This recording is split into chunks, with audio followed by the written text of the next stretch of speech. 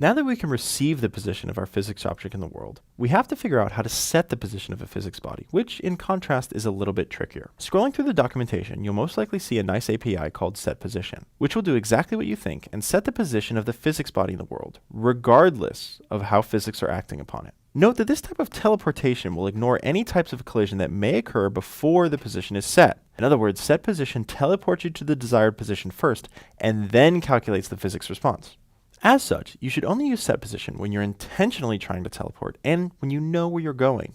Imagine how Nightcrawler feels. So in order to get moving with this, the first thing we need to do is once the physics body's been created, we can actually call the setLinearVelocity function on the physics body, setting its initial velocity vector so that this body can be simulated and updated properly. And if you recall, we remove the velocity from objects each frame in order to keep them from sliding around our world like hockey pucks. As such, any objects that want continuous movement, say for instance a rocket moving at a constant speed, need to set the linear velocity of the physics body each frame to ensure it's moving. We see a perfect example of this in the simple projectile class, which will set the linear velocity before sampling from the physics body.